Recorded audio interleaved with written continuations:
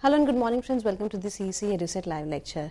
Dear friends, in this session we would like to tell you all, ज़बान से निकला हुआ शब्द एक बार निकल जाता है तो उसको बदलना मुश्किल होता है क्योंकि उसके उपरांत बहुत सी धारणाएं मन में बन जाती हैं. So you might be thinking why I said this. Dear friends, in this session today we would be talking on perception. Once anything is done, the perception is built and that perception is difficult to be evaded, difficult to be corrected. Dear friends, we will be talking on perception in detail under our series Organizational Behavior. We would be discussing on process of perception, what are perceptual processes, what are its organizational applications. And for this very discussion, we have once again with us in our studios Dr. Kakuli Sen. Dr. Kakuli Sen is a professor of OB, that is Organizational Behavior. She has been into the area of teaching since many years. She has contributed almost more than 20 years to the education department, as well as she has vast industrial experience.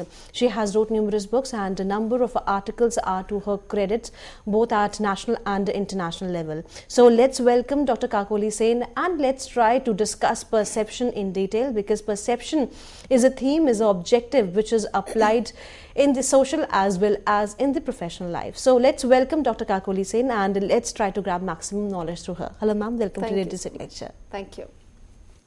Hello and welcome. I'm Dr. Kakuli Sen and I'll be taking you through another session on organizational behavior. I hope you've been watching the previous sessions and have found them useful. Today the topic of our discussion is perception.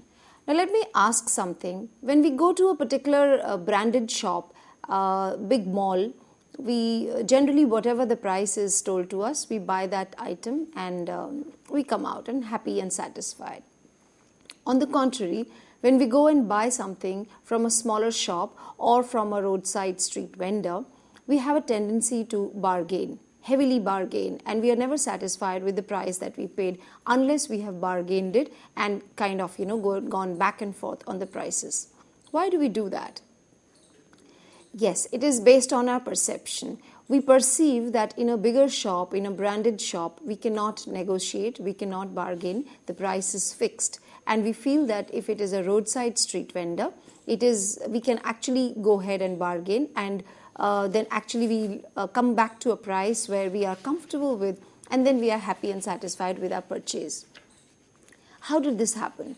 One is that it is a perception that we can do it. Second is, it is our experience. We must have seen it, seen other people doing it, or we may have experienced it ourselves. We may have done it earlier occasions and be able to get away with it, have been able to bring down the price at a roadside vendor or a smaller shop, whereas in a bigger mall or a bigger branded shop, we've not been able to do that. So it's both our experience as well as learning that is happening from others.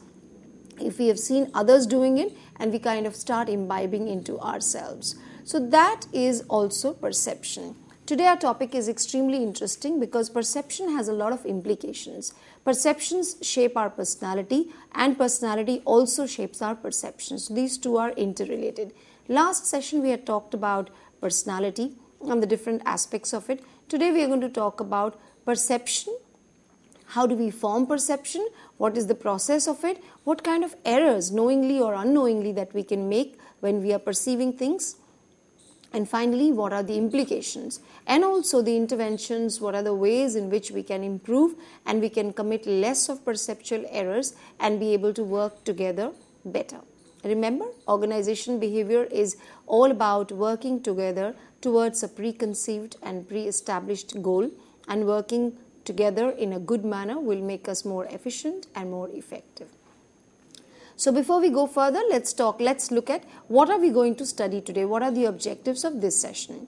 We'll first talk about what is perception, what causes people to have different perceptions in the same situations. That means, what are the factors of perceptions, what are the factors that influence our perception.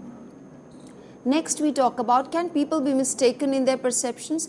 Is it possible that we look at something and we perceive in a particular manner and react? Please remember, we react to situations or react to people, incidents, things based on our perception. So our reaction could be dependent on our perception. So is it possible that we react differently because we perceive differently? It is. It is possible that because we are perceiving a particular thing in a particular manner, our reaction is also in accordance with that perception. Whereas the same kind of situation or person or incident could be perceived in another manner by another person and reacted to in a different manner. In fact, we could ourselves be reacting to the same thing in different manners in different situations. And reacting again will have different ramifications. When our Miss Gitika introduced us that when you say something, once you've said it, it's gone out of your system and has gone hit the other person. How he is going to interpret it, how he is going to react it, how he is going to remember it for a long time. If it is a positive thing, he is going to remember it in a positive manner. If it is a negative thing, he is going to remember it in a negative manner and react accordingly. And these things will stay with people for a longer time. So we need to be careful about both the things. How do we perceive others or other things, humans, individuals, situations, things, tasks, whatever we perceive, how do we perceive them and how do we react to them? Similarly, how do others perceive us? And how will others perceive us? Based on our words and actions, our thought processes, our behavior towards them. So we need to be careful because perceptions can have long-term implications. If we are not careful about our perceptions, we can make a lot of mistakes in the long run. Next, we talked about how does perception affect the outcomes. We could be going wrong with our perception in a day-to-day organizational activity, and this could be leading to wrong outcomes. Next, we talk about Johari Window. That's a very important and interesting tool to improve working relationships within people, within groups. So that is the last thing that we look at. How do we use it to improve working and understanding among people who are working together? So that in a nutshell is what we are going to talk about. Now let's talk about what is perception. You must have seen that there are so many types of different stimuli which are around us. There are all kind of traffic noises that you get, different types of vehicle which are making different types of noise. There could be animals, there could be children crying, there could be young boys and girls shouting or screaming or playing. There could be adults talking to each other or groups talking, people talking to groups or groups talking among each other. Or there could be some radio ads, television ads, or there could be some announcement that is happening in the background. So many types of sounds that come to us. Do we recognize all of them? Do we react to all of them? Do we perceive all of them? Perhaps no. We select some of them. So perception is a process. Remember, step-by-step activities.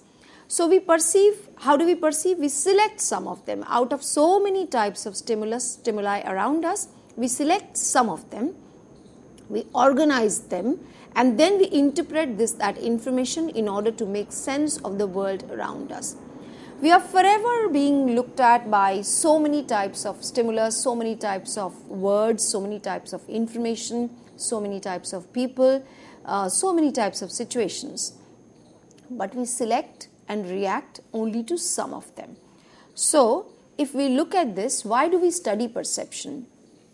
To understand them better, because we don't see reality.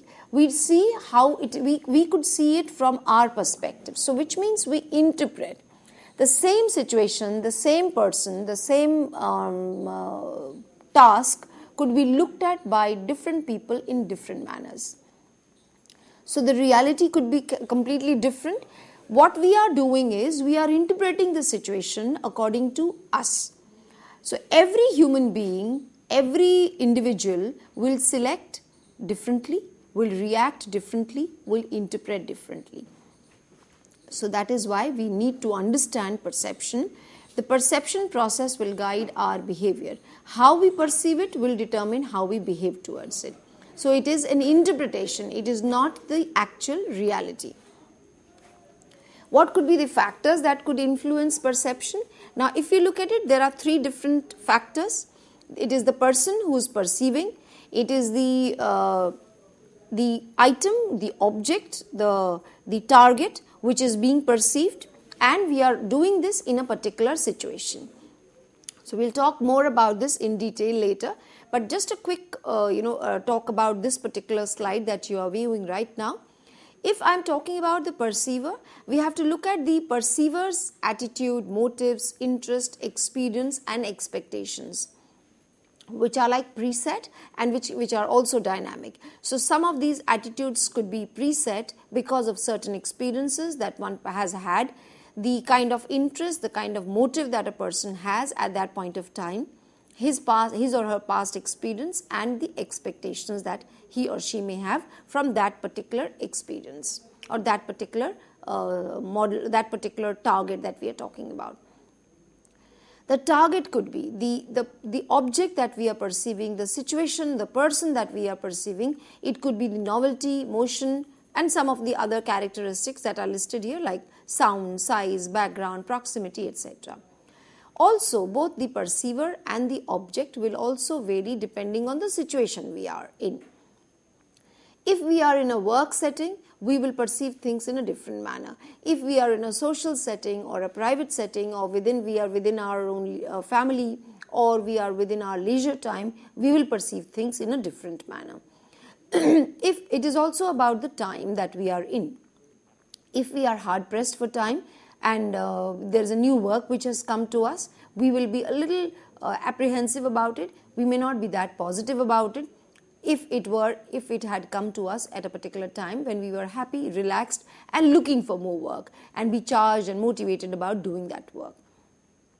Now, how does that affect us? Suppose we are already overloaded and we are doing a lot of things. We have our own deadlines to be pursued and completed. Whereas some other new work comes to us. We perceive it as additional work and we feel that we don't have time to do that work and do justice to that work. So our reaction to that particular additional work at that point of time may not be very positive. While we are a very positive, outgoing kind of a person, at that point of time, because the situation is such that we may not be very positive. Now, somebody who's looking at us for the first time will perceive us that we do not, or somebody who's given it to us for the first time, because he doesn't have any past experience with dealing with us. So he or she will perceive that we do not like to take on more responsibility. You see, how does that impact? We may be a great worker, we may be doing a lot of things and doing justice to it. We may be not wanting to take on additional work because we feel that we will not be able to do a good job out of it. Whereas somebody else who has not seen us, has not worked with us and is working with us for the first time, giving it to us for the first time, may perceive that we are not a very open kind of a person. We are not open to taking on responsibilities. We are work shirkers, you see. So how this can impact us? There can be so many different ways in which people could be interpreting, depending on how we react, how we behave, what are their background, what are their expectations, etc. And the situation, the importance of the situation. So we'll talk about these a little more in detail as we go further. Let's look at this perceptual process model. Now, how do we receive the stimuli that are around us? We receive them through our 5 different senses, which is seeing through our eyes, smelling through our nose, hearing through our ears, feeling through our skin maybe, and tasting through our tongue. So these are the 5 different sense organs through which we perceive, which we catch the stimuli that are around us. But then there are so many different types of stimuli that are around. We see so many things. If you just open your eyes, in 1 second you see so many things. You see the table, chair, you see the books, you see your furniture, you see your household items, you see your class items. If you're working, you see the office items, you see people, you see books, you see stationery. You see so many types of things. But do we react to each one of them? No. We select some of them depending on what we are wanting to do at that point of time, what is happening. You know, there could be so many books lying around you, but one particular book catches your attention. Why does that happen? We'll talk about it. So that is called selective attention. You are picking up 1 or 2 things and then you are you are reacting towards it. So that you are doing selectively. Your picking up things is also selective. Next, based on that item, that situation, that stimulus that we've picked up, we will organize and interpret that okay, this is what it is supposed to mean. We may have a positive inclination towards it. We may be wanting to buy a particular book, and we suddenly see that book in the book fair or book show or a magazine store, wherever we have been able to locate that book. The moment we see a book that is there in a bookshop out of so many other bookshops, one particular book that we were wanting to buy for a long time or looking out for it, the moment that book is visible in that bookstore, we are able to pick up on it. Out of all these books, one book catches our attention, and because we've been wanting to buy it for some time, we will have a very positive inclination towards it. We'll immediately pick that book up, look at the price and go and try and buy it. We'll feel happy about it. So you see, out of so many books, one book caught our attention. Why? Because we were wanting to buy that book. We had a positive attitude towards buying that book. We have been looking for that book. The moment we've seen that book, we've ignored everything else and we've just picked up that book selectively. So we've organized and interpreted our reaction towards it. Once we were looking at the book, we were happy with seeing that book there, and now we felt that okay, this could be bought now, and that is the kind of behavior and attitude that we generate at that point of time. So we go and pick up the book, or we see the book, whether it can be borrowed, etc. So we do something about it. If we can't buy it, maybe we could place an order, it would come to us next day, whatever. So we will do some behavior, we'll indulge in some behavior. Similarly, if we see a loud noise, if we hear a loud noise, if there are so many types of sounds which are around us, suddenly a vehicle screeches to a halt, that catches our attention, because that is an unusual sound at that particular point of time. You see a lot of traffic noise around you, don't pay attention to it. Somebody blares the horn, somebody honks, or somebody comes with the blaring music in their car, you will listen to that. Why? Because it has caught your attention. There is something different from the rest of the things that are happening around you. So again, you select that particular stimulus, then you react to it. You interpret it first, that why could this be happening? Could there be an accident? Could there be some vehicle which has something has gone wrong with that vehicle? You will try and interpret that, and then you will respond to it.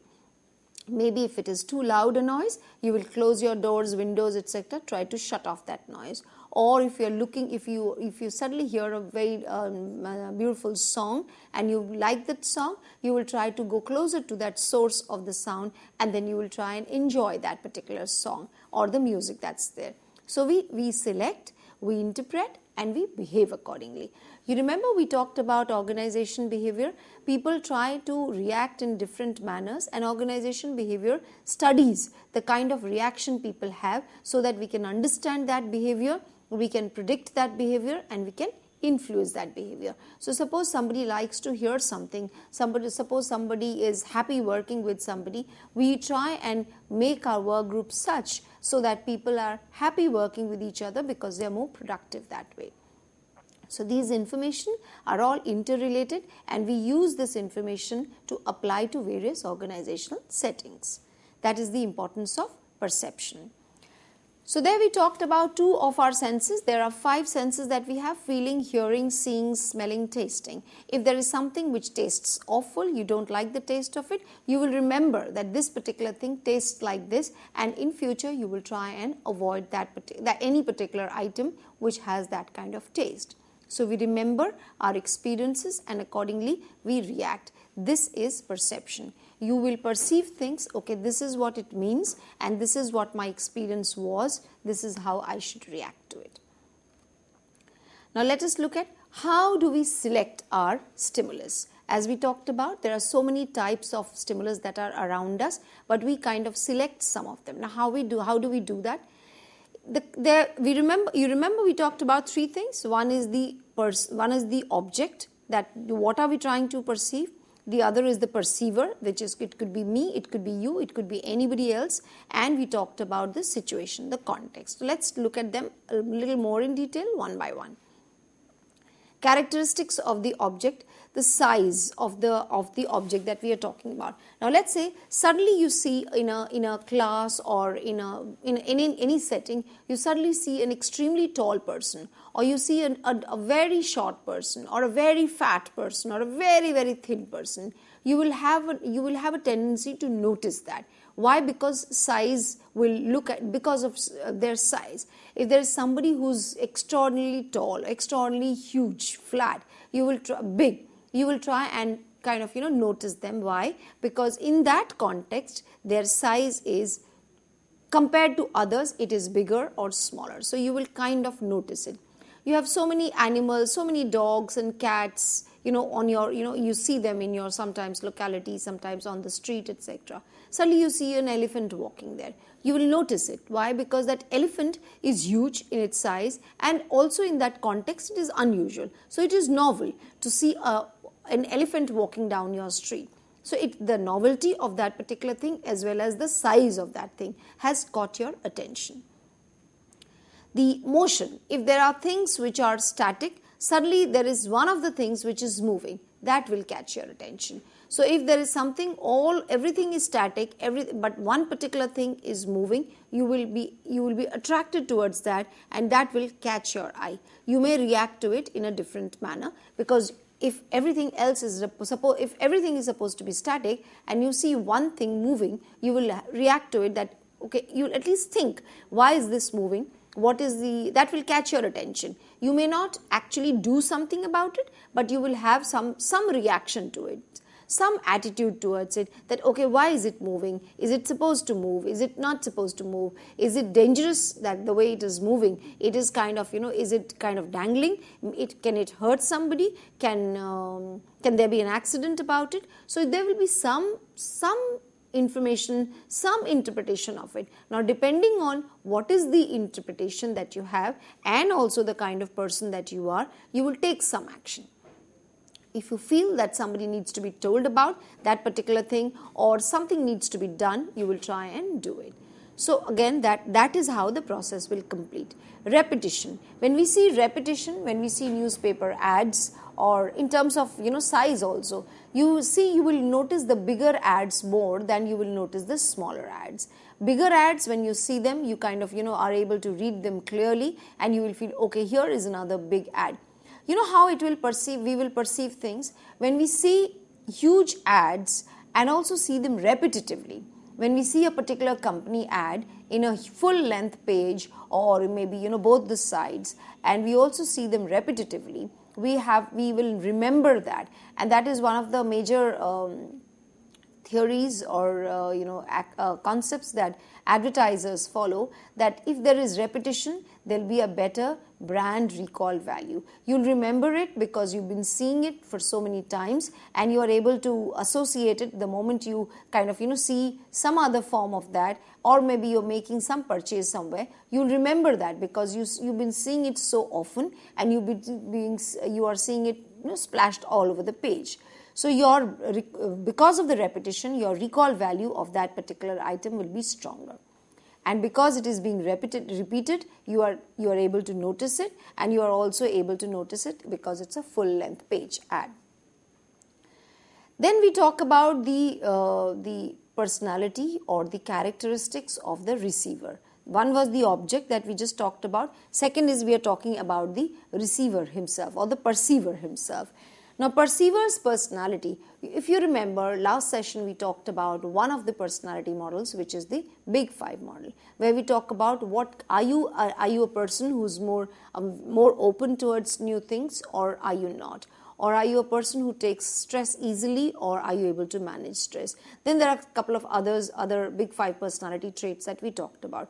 So depending on what is your personality trait, you will try and perceive things. If you are a person who is open to new things, you will have a tendency to notice new things. You will have a positive attitude towards new things, and you will automatically be guided towards trying out new things. Next could be your needs and motives. What exactly are your needs? Are you looking for some kind of information which is going to be, then if you are looking for some information, the moment that information comes up, whether others notice or not, you will notice it immediately. Some of you may be wanting to buy a new cell phone, or wanting to buy a bike or a car or any other thing that you're wanting to buy.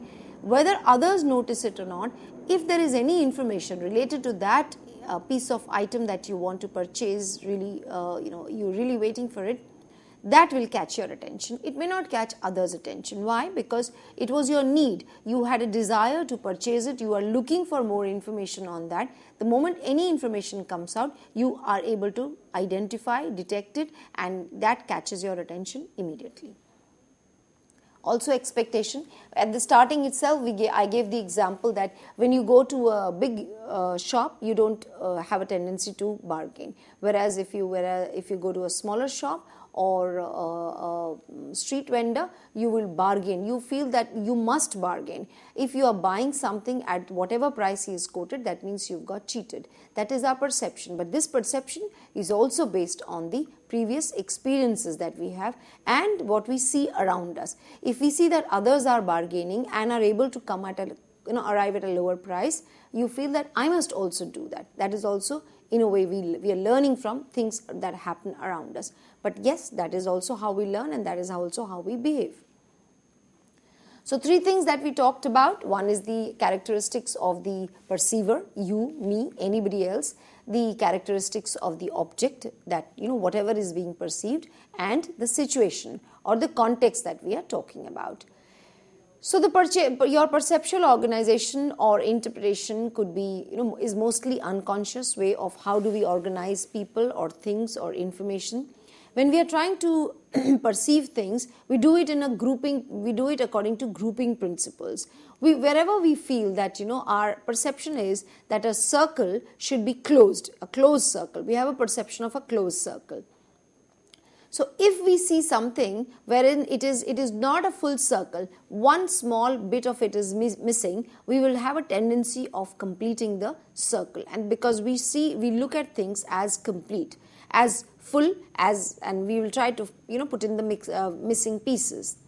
Also, the moment you see dots, you will see certain dots, and nobody has told you to put the dots in a particular shape or anything. But the moment we see the dots, we will have a tendency to connect the dots and arrive at something which is more comprehensible, something which is more clear, something that we've seen it, something which is easily identifiable. It could be an animal, it could be a shape, it could be any object, it could be anything. But we will have a tendency towards doing that. Why? Because we've been trained towards closure of things. Then there are generally we look at things which are in world use. People are using it generally, and we are kind of following that trend. So that also helps us make sense of the situations. However, this may have its own limitations, wherein we will block ourselves to the new information that may be possible to come out of that situation. Why? Because we are trying to put things into a perspective that exists beforehand. This perspective could have been formed based on our own experience or from others' experience as well. But we are trying to quickly conform to somebody with something which is already pre-established. In the process, we may lose out on important information. Now, there are different perceptual errors that may happen. We talked about while perceiving things, we may make errors. Now, there are several errors that we can make, and it can have long-term implications. Some of these errors are known as attribution theory, selective perception, contrast effects, and stereotyping. We will talk about them in our next session, wherein how do these perceptual errors happen, how do these mistakes happen, and in what situations can they have a long-term effect. And that is how we stop this session today. We'll continue with our next session.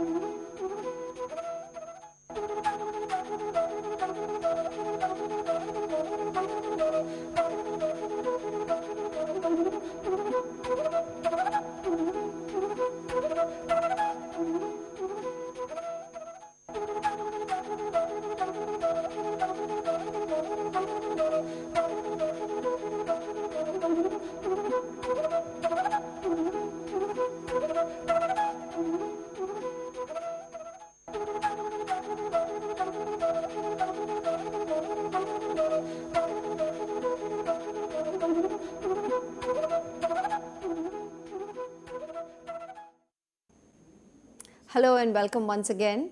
Last session we closed at perception. What is perception? How does perception happen? What is the importance of perceiving things correctly?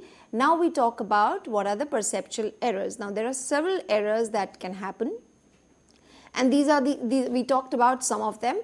We mentioned briefly some of them, that attribution theory, selective perception, contrast effects and stereotyping. Now let's look at them one by one.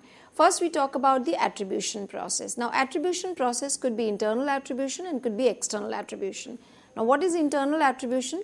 Internal attribution is perception that person's behavior is due to motivation, ability rather than situation or fate. If you remember, we talked about internal locus of control. People who believe that they are in control of things that are happening to them. People who take responsibility of the things that they do and the consequences of it. Similarly, so continuing that, internal attribution would be that person thinks that whatever is happening because of my actions, my activities that I did, and he will take the responsibility. It could be bad, good, it could be bad, whatever. So he or she will take the responsibility of whatever is happening. These people will also have the locus of control as internal. External attribution would be perception that behavior is due to situation or fate rather than the person. So, now how do we do the attribution process? It could be different. For certain things we do the attribution internally. For certain other things we do the attribution externally. Like, let me give you an example. When we do things correctly, when something has happened good to us, we generally have a tendency of saying, okay, I worked for it, I have a natural ability or an aptitude towards it, or something something else happens to somebody gets a promotion. Some people will say he's a very hard worker and he's got that because he's really worked at it and he deserves it, etc. Whereas some people will say, oh, he's just been lucky, he's just got that promotion. So are we attributing the factors of success or failure to the person internally? Is it because of him, the kind of person he or she is, or is it because of the factors? Remember, we talked about three things. There is the individual, the perceiver, the object which is being perceived, and the situation or the context in which we are perceiving. So internal and external attribution would be, attributions of perception would be, how do we perceive? Do we perceive any consequence or anything that has happened and attribute the factors of that consequence to the person, to the internal characteristics of that person, or are we looking at the external characteristics or any other situational factors? The person who we are perceiving could be us also. Whether we are the success or failure, are we attributing the factors of perception as internal factors, or are we perceiving those factors as external factors? Internal would mean characteristics of the person as such, and external would mean the characteristics of the situation or the context, or any other person who is outside that person. Now, what could be the attribution error? If you look at this there is a fundamental attribution error that we commit. Now, what is that? We'll also discuss about the self-serving bias. We attribute our own actions to external factors and others' actions to internal factors. Now, very interestingly, if we succeed, if we do well in something, whether it is an exam or a job or any family thing or any professional thing, wherever, if we are successful, we will have a tendency to attribute the factors of success internally. Meaning that we would say that if we were successful at a particular job, or we've got a promotion, we will say that it is basically because I worked hard, or I have the right kind of qualities and the abilities because of which I got this promotion, or I studied hard, or I'm intelligent. Basically, we are trying to say that I'm intelligent and better than the rest of them. So that is one fundamental attribution error that we make, which is known as self-serving bias. Wherein if there is anything successful that has happened to us, good that has happened to us, we will take the credit. Whereas if it is something which is bad that has happened to us, some failure that we've seen, something that has not worked out the way it should have, we will attribute the factors of that failure to external factors. I hope you're understanding. When we are successful, we attribute the factors internally that we are capable, we are hardworking, etc. When it is a failure that we've seen, we tend to say that, okay, this failure happened because of some external factor which was beyond my control. So let's say, I could not, suppose you messed up in driving, you have kind of, you've done something to your car, or you've done poorly in your exam. If we are good, then we will say, I worked for it. But if we have failed or haven't got those good marks, we will say there wasn't enough time to prepare for it, or there was too much disturbance in the exam room, the other kids around me were not letting me write, etc. Which are all factors outside me and outside my control. Those are external factors. So because that serves me, if I am happy, if I am good, I will take the credit, and which serves me. If I am not good, I will put the blame on others. So that is what is known as self-serving bias. Exactly the opposite happens when it is about others. When somebody else is successful, we have a tendency to attribute the factors of success to external factors. And when somebody is a failure or has lost out on something, we have a tendency to attribute those factors as internal. I'll give you an example.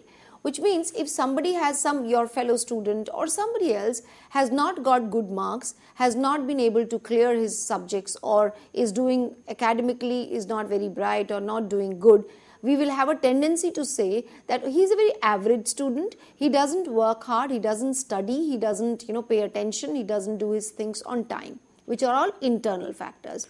So if he has failed, the factors will be as internal factors as we will perceive.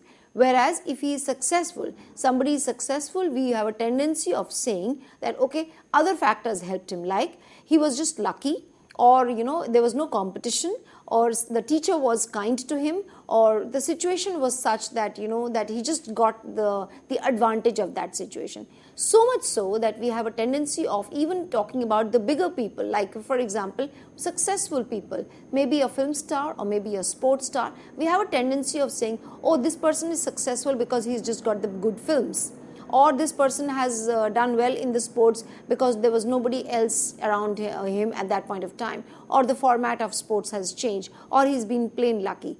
So you see, the factors when somebody else is successful, we have a tendency to attribute the factors of his or her success to external factors, which means he did not do much about it, he did not deserve to get this success, he's got it only because there were other external factors which worked in his favor, and he was plain lucky to have got this reward. So that is an attribution, that is a fundamental attribution error, and which is one of the perceptual errors that we make. Based on our errors, we will react in a particular manner. So we need to understand that there is this error that we are making, that people make, and because this has implication or impact on our behavior, we need to be careful about it. Next, we talk about self-fulfilling prophecy cycle. Now, this is a very important thing which says, and it works a lot in the professional setup, wherein there is a supervisor which will form expectation from his junior. So it could be good, it could be positive, it could be negative, and those expectations will affect supervisor's behavior. I'll read it out and then I'll explain it. The supervisor's behavior will affect the employee, and the employee's behavior matches the expectations. I'll give you a very simple example. In your school, college, you must have come across teachers who have always encouraged you, who've always said that, okay, you can do well, you can do better than this, you are very good, you are very intelligent, you need to work a little more, you could do this, even in a better manner, etc. Those are people who are forming expectations out of you, and kind of when those expectations will reflect in the behavior that they display. So when they are displaying their behavior, they will constantly say, I know you can do better, I know you are very good at it, why don't you try a little hard? So they will behave based on their expectations from you. While they are behaving in that particular manner, they are constantly guiding your behavior. When the teacher tells you in a very positive manner that I know you can do better, I know you're very intelligent, you just need to work a little extra, why don't you come to me, I'll help you in this manner, etc. When that person says you in this encouraging manner, they will start affecting you, and they will start affecting your behavior. You will start working hard, you will start making note of whatever is being told to you, you will start behaving in that particular manner. If the teacher tells you, okay, why don't you read it like this, you can redo it better, because there is an expectation that the teacher has formed about you, and the teacher is displaying it through his or her behavior. That will affect your behavior. You will try and put in extra efforts, and because you have done all this, there'll be a reaction, there'll be an outcome of it. So your behavior, employee, and that outcome will be positive, because you worked extra for it, you worked hard for it, you've slogged for it, so your performance will be better than what it was earlier. And this behavior or this output will match the supervisor's or your teacher's expectations. So this is a cycle that keeps on going. Now this cycle can go on both in a positive manner or in a negative manner. When somebody is constantly telling you that you are good, you can do this, you will naturally try to do that and live up to that expectation that the person has of you. On the contrary, when somebody keeps on telling you that you are no good, you can't do this, I don't know why you've taken up this job, I don't know how you will do this, this is just too big, you are always lazy, you're not that smart, etc. If that person thinks like that, his behavior will also follow that kind of thing. He may say unkind things to you, his behavior could be very negative, his body language would be, okay, fine, let's see how you do it, I don't really expect you to do much about it. Those would be his body, maybe non-verbal communication. And you will catch it. You will catch it, whether if it is positive, you will catch that behavior, if it is negative, you will catch that behavior also. And because he's saying, you can't do it, this is too big, there is no time, this, that, and you will start adapting that and adapting to that. You will also feel accordingly, yes, I can't do it, I will not be able to do it, there is no point studying so much, this is beyond me, I cannot study this particular thing, I'm not creative, I'm not that intelligent, etc. Because you are thinking in that manner, your output will also reflect the same, will naturally happen if you're not putting that extra effort, if you're withdrawing yourself from that particular thing, naturally your output will not be good, and this output will again match that person's expectations.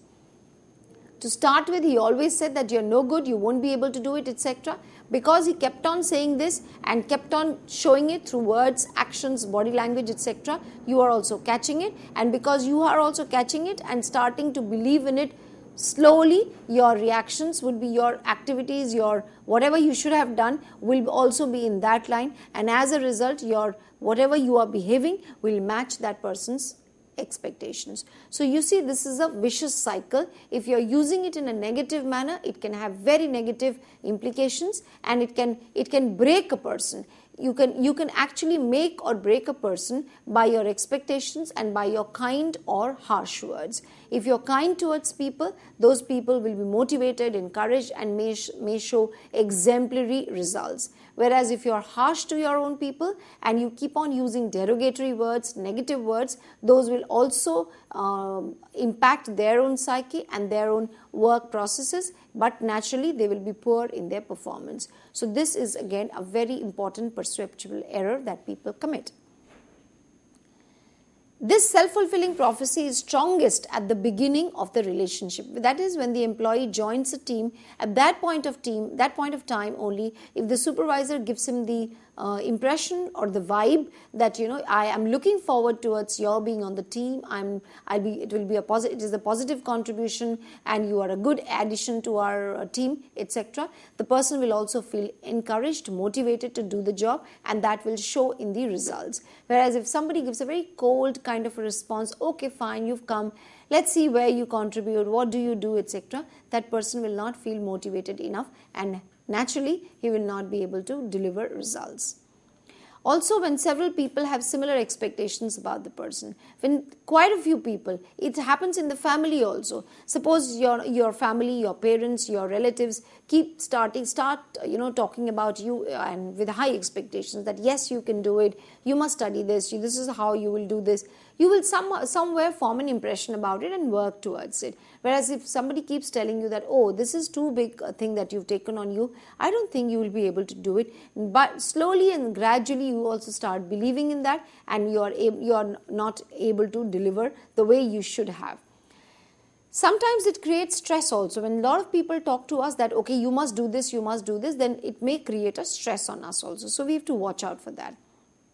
And also, the third situation in which the self-fulfilling prophecy works is when the employee has low rather than high past achievement. Somebody is already, not been able to achieve much in the past, but that does not mean that that is the end of everything. One can always encourage, motivate one's employees and be able to bring out the best in them. So instead of saying something based on his past or his or her past experiences or your past experiences that this person has not been able to do well, and let's just close it, he will not be able to do well ever.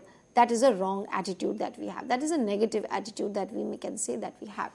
The other perceptual errors could be primacy, first impression. When we form a first impression about a person, when we see the person for the first time, we kind of, we have a tendency to have a first impression.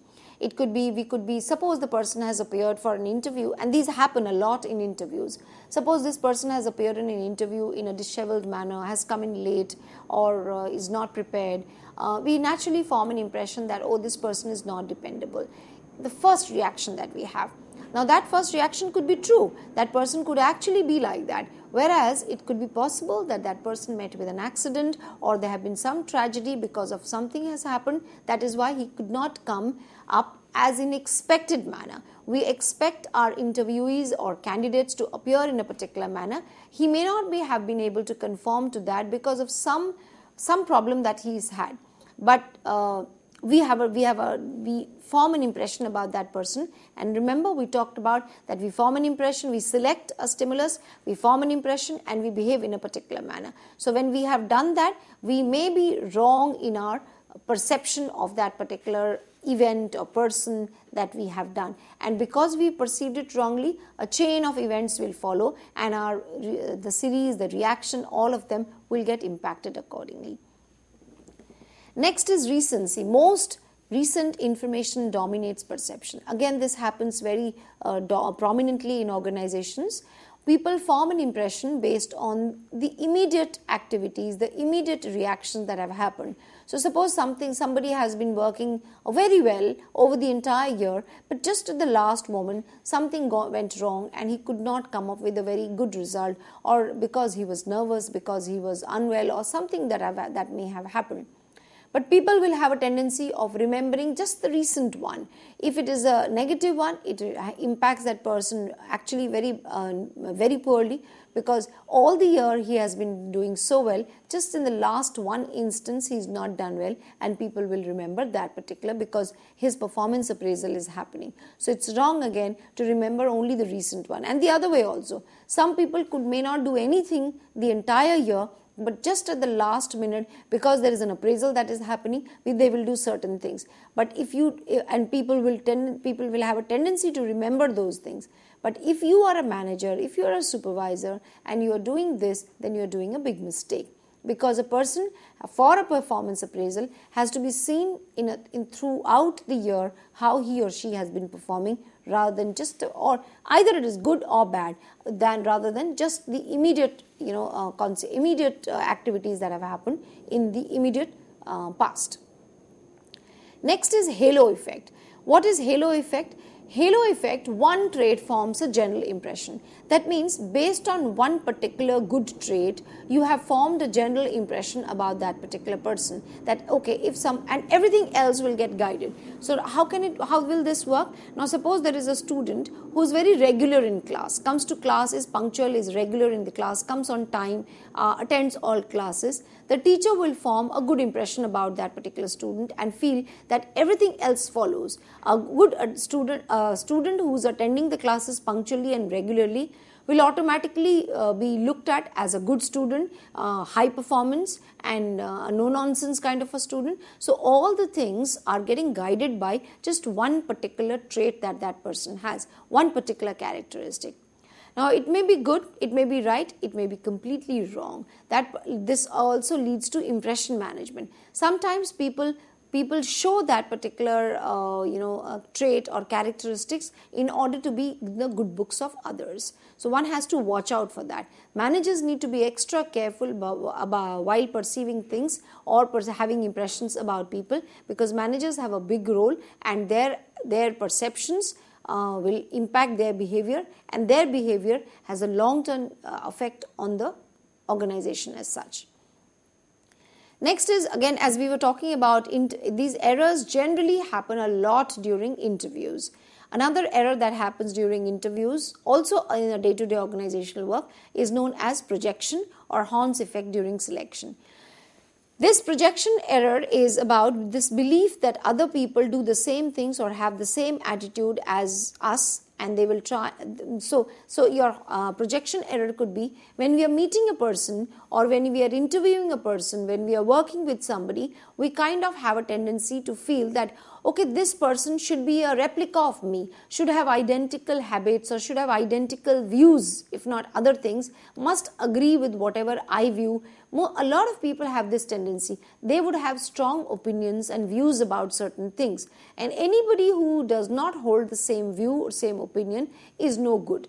And this particularly if there is a powerful person, if the organizational boss, manager, leader, CEO has this kind of a tendency, it is very dangerous and very detrimental for the organization as such. So one needs to watch out for that as well.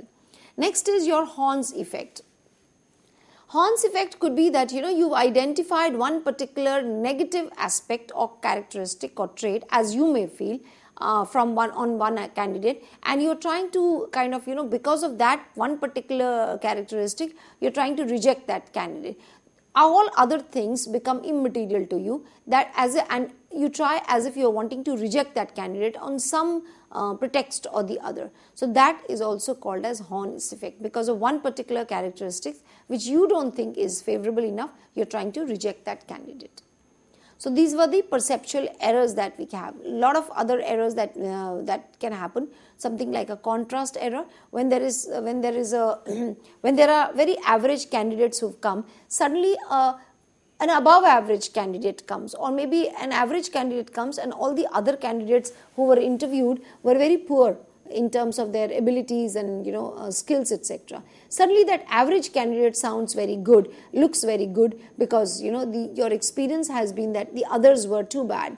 So that is a sequencing error. How has that person come? The other could be contrast error. Even this was contrast error. So this could be suppose everybody was average, and suddenly a slightly better than average or higher than average candidate comes in. We will have a tendency to rate that person higher than others, and otherwise also highly, because we are just using the contrast. We are comparing him not with the universal the levels of aptitude or skill or smartness. We are comparing them with the others who came before him. So there's a contrast error that we are doing. Then there is something called stereotyping. Stereotyping is something wherein we kind of attach a particular kind of characteristic to a particular group. This is process of assigning traits to people based on their membership in a social category. Their stereotyping is seen in multiple manners in the society also, wherein one particular major stereotype that we have is against women, who are looked at, who are underrepresented in technical fields, especially engineering and computer science also to an extent. Also in engineering, certain sections which are like mechanical engineering or civil engineering. Computer science, you still have a lot of women, but civil and mechanical, you will generally see very, very few people. Why? Because it is not perceived as an area where women should be going. Also, there are no proper jobs in that particular area for women. Now, this is based on one event after the other, because and they are interrelated. Because a lot of women or a lot of girls do not go and study engineering.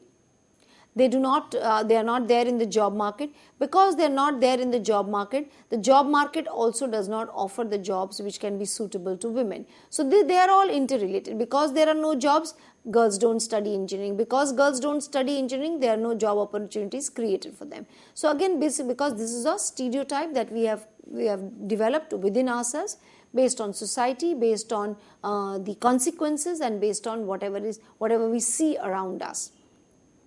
We give particular roles to men and women, and we stereotype them that okay, men should be only doing these kind of things, or women should only it is a woman's job and only women should be doing these kind of job. No job is classified as a man's job or a woman's job. It is we who perceive things like that. We stereotype categories and then we assign jobs to different people. And now because we've seen that okay, these are the kind of things men do and these are the kind of things women do, we have a natural tendency that where we say okay, this is a man's job, this is a women's job. But there is nothing like that. But then that is part of the stereotype that we are talking about. Now let's quickly talk how can we one of the important things that I must talk to you is Johari window.